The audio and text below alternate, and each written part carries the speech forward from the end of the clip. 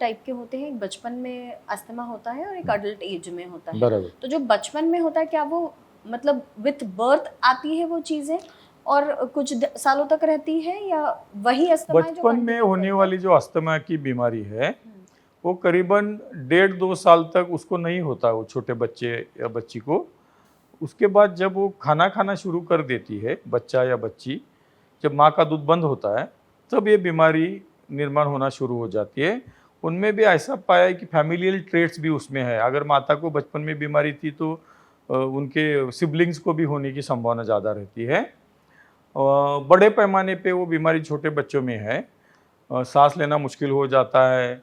जो सर्दी बहुत बड़े पैमाने पे आती है तो वज़न कम होता है, खाना कम जाता है, बारंबार वो बीमार पड़ता है बच्चा या बच्ची। फीवर आता है, वेट लॉस होता है, ऐसे लक्षण दिख जाते हैं। उसके लिए भी क्यूरेटिव ट्रीटमेंट, कन्वेंशनल ट्रीटमेंट में कुछ नहीं है। बहुत साल तक वो बीमारी रहती है। लेकिन हमने बहुत से चाइल्डहुड अस्थमा के पेशेंट ट्रीट किए हैं। उनमें कुछ महीनों में या एक समझो 1 आध साल में बीमारी चली गई है, ऐसा हमने देखा है। और जो अडल्टहुड में होता है अस्थमा, वो किस एज में जनरली होता है? मतलब एडल्टहुड में करीबन यंग एज में बीमारी बहुत से लोगों में होती है और वो चलती रहती है, क्योंकि कन्वेंशनल ट्रीटमेंट में सिर्फ सिम्टोमेटिक ट्रीटमेंट है। ब्रोंकोडायलेटर या स्टेरॉइड दिए जाते हैं, पंप में भी वही दवा होती है। तो बीमारी पूरी तरह ठीक नहीं होती, टेम्पररी रिलीफ मिलता है पंप लेने के बाद।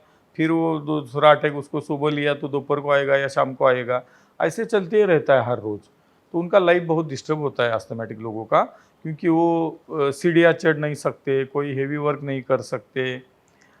ऐसे ठंड जो हवा की जो ठिकान है उसमें जा नहीं सकते, जैसे कि लद्दाख है या समझो महाबलेश्वर है।